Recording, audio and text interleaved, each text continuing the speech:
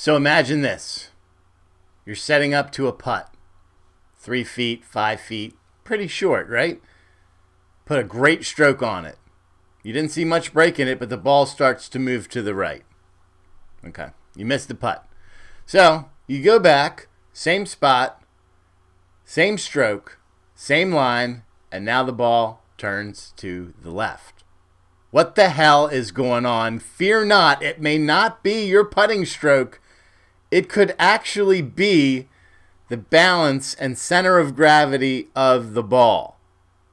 Yeah. And there's a way to check it. Be the right club today. Yes! What's going on, guys? G2 here with 3-Putt Bogey, and we're going to go down a rabbit hole today. And it's going to be maybe interesting for some of you. For me, this was kind of eye-opening, and it opened up a lot of questions. I think we can kind of wrap our heads around this together. So if you have any comments, please leave them below, as this is one of those things in golf that is kind of like, people call it snake oil, people swear by it. And it's the center of gravity of golf balls. Now, there are two methods that you can do to test if your ball is balanced or not balanced. One is an old, tried and true method of using Epsom salt, and you put the ball in, and spin it, and the ball will stop spinning, and it will float to a point in the solution. And at that point, you get a little Sharpie, and you dab it right on the top. Then you go ahead and you do it again. Put the dot that you made down on the bottom, give it a spin. If the ball returns back up to that spot with the dot, you have an imbalanced ball. If it doesn't return back to the spot, maybe a different area, your ball is most likely balanced. You want to do it a couple times just to test. Now, they have this gadget out, and that's what I'm going to call it, a gadget. It's called the Check Go. This has been around for, I don't know, maybe 15 years or so. And what this does is, if you watch the channel, you've seen me use this. It basically, you put the ball in here, and it will spin the golf ball around. Right? You hold this down, and the ball will spin. And the theory on this is, as the golf ball's spinning, it's getting to its natural spin axis or state that it would do, the same as if you hit it with a golf club, right? It always wants to return to that same spin axis. So once it's established itself, you would mark the top of the golf ball. Then you would go ahead, basically similar to the float method, you would turn it, you would do it again. When it hits its peak revolutions, you make a dot. If the dots are together and close to each other, then the ball is out of balance. If they're completely different in the terms of orientation of where they are on the golf ball, your ball is balanced. What's the big deal? Who gives a shit? If a ball is out of balance and we just randomly put a line, your alignment line, whatever it is that you use, or maybe you don't even use a line. As the ball's rolling, it's going to naturally want to turn to where the heavier side of the golf ball is. Now, when we're talking about out of balance, it means that the mass inside of the golf ball, there is a point in this sphere where the mass is concentrated in one point, more so than anywhere else. It's what you would call the geometric center. And the center of mass or center of gravity is always at the geometric center of the golf ball. Now, that could be dead on perfect right in the middle of this sphere. It could be a quarter of a millimeter. It could be a C hair off, right? But that little bit off, because we're dealing with the sphere, changes the entire dynamics of the golf ball. Let's say that this was not perfectly balanced, right? It's a little bit more heavy on this side of the golf ball. As you're putting that golf ball, it's going to want to turn towards the heaviest spot, right? So it's going to slowly turn. As it's turning, it's going to spin and roll towards the heaviest spot. Think of, like a car tire, right? A car tire, if you've ever had tires that are imbalanced or out of balance, you'll hear the thump, thump, thump, thump, thump, because it's trying to get to that heavy spot, but unfortunately tires are attached to your vehicle via an axle, so it can't go to its natural state. Golf ball, however, is free floating, so to speak, so it's naturally going to want to go to that heavier side. The heavier sinks, right? So think of heavier sinking. If the heavier is on this side, the ball is naturally going to want to go this way. It's going to want to go back to its natural state. So if we're putting, assuming everything is equal, right? The putting stroke, the line, everything we're doing is exactly the same. If we had a ball with a heavier mass on this side, the ball is going to want to turn this way. If we did it the opposite way, where the heavier mass is on this side, the ball is going to want to turn towards the heavier spot, thus pretty much ensuring that you're going to miss every single putt from that distance unless you have it lined up on the exact geometric center of the golf ball. And in that case, it would be, this is the heavy side and this is the light side, it would be with the heaviest on the line, right? So we're rolling along the heavier spot. I know, it's a lot to kind of absorb.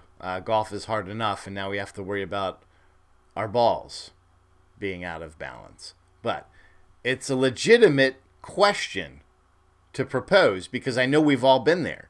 We all have made that putt, and we saw break, and it didn't break the way we thought it was going to break, and then we go ahead and we put the putt down again, and now it breaks a completely different way.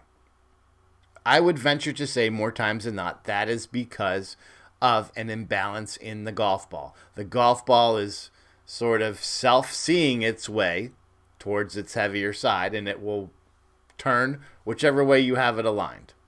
Kind of crazy. Kind of extremely frustrating, too. So what you can do, and this tends to happen mostly with lower tier golf balls. You know, I've seen Pro V1s and Pro V1Xs and TP5s, TP5X. You're paying for a higher quality golf ball.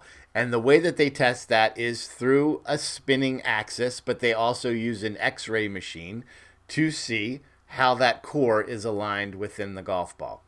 Typically, on those higher tier golf balls, you won't experience this as much, but it still can happen. So what you can do is you can either use the floating salt method, which works, or you can get one of these guys. They're like $40. So we're going to go over to the bench, test this out, and I'll show you kind of how this works. Now, we're talking about putting, but you also have to remember if you're using longer clubs, the curvature is based on distance. So the more distance it has to travel at speed, the more it's going to curve. Now, this doesn't mean because you slice the ball, it's because all of your golf balls are out of balance. And it's definitely not going to help you, but it may, knowing this, tame some of those brutal slices I know some of you have out there. And yeah, we'll go ahead and I'll show you. Once you find a golf ball that's out of balance, what can you do to better manage it and kind of expect what is going to happen? Because there's a way to do that. You can set it up on the tee a specific way to mitigate and kind of reduce the amount of spin that you would impart had you not known this was imbalanced or had you set it up the wrong way. It works across all the clubs. Of course, you can't change the ball position when you're in the fairway, but on tees and putts, you absolutely can. All right, so we've got our unit here. Press button to turn it on. As soon as the green thing stops flashing, you know you've reached peak rotation. Sometimes these, because it sits on this little piece here, they'll wobble and wiggle a little bit, so you kind of have to let them level themselves out. And we know where Titleist says the middle of this golf ball should be, right? Because that's where they have your putting line. So if you use this as a putting line, how accurate would it be? You may hear a little wobbling. Okay, we're there. liking to move, so we'll give it a dot here. Okay. So now we've established when this ball is spinning, where is one of the side axes? Because remember, the ball is spinning this way around, right? So we know that this is not where the ball is going to spin across. It's actually spinning this way, right? This is we would call it the North Pole of the golf ball, if you're thinking of the Earth spinning. So we're going to put this dot down, and we're going to do it again. Now, if this ball is perfectly balanced, that dot won't come back up here. It will go to another place on the golf ball. And we'll give it a shot here. I felt it coming. All right. Okay. So this is actually looking pretty good right now because I don't think we hit the same dot twice. So this ball could actually be balanced, which would be pretty good. And you can see there's our second dot right there. And if we kind of rotate along this axis, there is our first dot. So this ball is actually imbalanced. We'll do it a third time just to test. And we'll see if it pulls it. Hello. Likes to do that sometimes.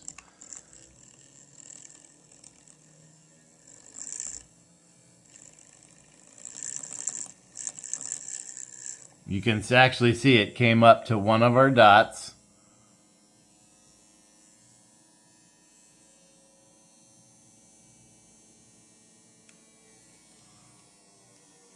So I want to see, was that the first or the second?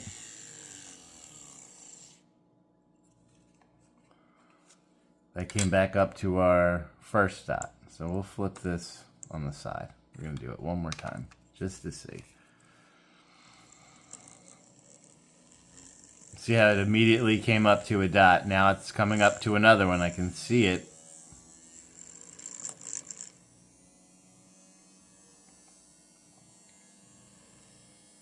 So it's not perfectly balanced, but it does have two distinct balance points. So the thing I like about this is we can put this ball on the bottom of here, and we'll put one of our dots right here, and you can see the other one is right there. So that lets me know that if I wanted to mark this golf ball on the perfect axis, it would be right here. So, in theory, if we were using the line that Titleist gave us, this ball, even though it is balanced, right, it wouldn't be peak performance. This would be the best way. So when you're setting it up on the tee, you set it up this way to make sure it's rolling end over end, or you can do it also perpendicular. So now let's try a golf ball like this. So this is a tailor-made tour response, right? And they have this alignment line on here, and they tell you, aim it whichever way you want to help you with your alignment. But does it really? If this ball is out of balance, this means absolutely nothing. So we're going to set it in here. Not that way. That's not going to work. We're going to set it in here, and let's see what physics tells us about this golf ball. Okay, like this right here. Okay, so let's see what we got. This is actually potentially promising. So that's where our 1 point was, right here. Pretty close to what they said, but let's see what happens when we flip it over.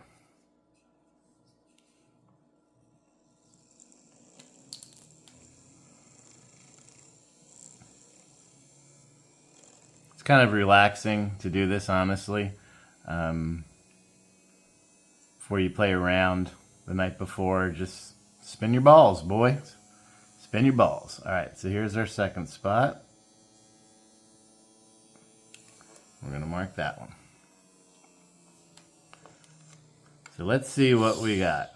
So we have one dot here. We've got one over here. So this ball is actually in balance. So this one, go ahead. Use the line. So let's pull a ball that I know is not in balance. So we got here the old Callaway Super Soft. One of the cheapies, right? As I said, lower tier balls tend to fail this test. So let's see if we can get one.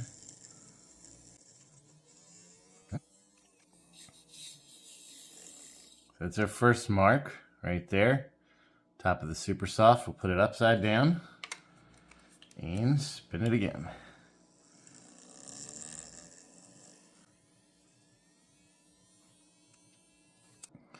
And when we pull this one, we can see first mark, second mark. So this ball is not in balance. It is heavier on this side of the golf ball than it is on that side of the golf ball, which means if we use, it's actually nice that it's close to their alignment point because you want that heavy spot kind of as your center. So it's not horrible if you're a little bit off. So if you use that alignment line that they give you, this ball is going to want to spin that way. Now, if we did it the other way, right, the ball is going to go to the left because it's always going to want to go towards this heavier side. Now, this is pretty close. Now, what you can do is if you have a ball like this where you know there is a clear, heavy line, your alignment mark should now become a line that bisects that point.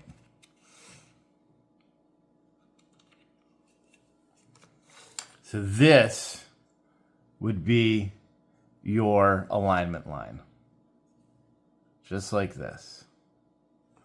Because now you're rotating over the center of gravity, where the heaviest center part of the mass is, right? And that ball will have a tendency to not curve as much because you're rotating over the heavy point as opposed to off to the side, if that makes sense. So that's how you can eliminate, or at least make we'll call them a bad ball, work. Bisect over where those heavy points are. That is now your roll line. The physics behind this makes sense when it comes to a sphere. A sphere has very intricate kind of physics and dynamics to it when it comes to weight placement within that sphere.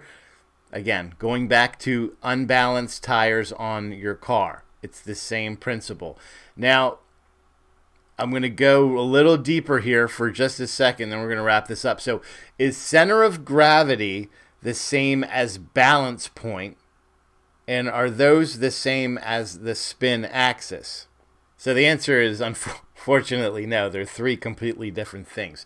So spin axis, the true spin axis, so where this point will want to rotate on itself, is not necessarily the same as the center of gravity. While the center of gravity in a sphere is a fixed point in the object determined by where the mass is, the weight, the spin axis can be any line around that point, if that makes sense. So it won't always spin one way, but it will always spin through that center mass point. That is where it is balanced, if that makes sense. The spin axis is simply that imaginary line where the ball will rotate on itself in relation to where the center of mass is. Yeah. We need to get Neil deGrasse Tyson on this because I think he would better explain it. But regardless, this thing can help you save strokes, or at least give you a little bit more confidence when you're lining up your putt. And I think the perfect example is the golf ball like this, right? Titleist said this is the line. So if you're lining up your putt, it's not going to be great. This is the line that you should be using. Whereas TaylorMade, they just about got it spot on. So all their dots fall within their tour response, their little alignment stripe. So this ball, I would feel pretty confident using this as an alignment point. Now, we did a test on the Amazon golf balls, which was extremely interesting. And if you want to see how that turned out, you can check out this video right here.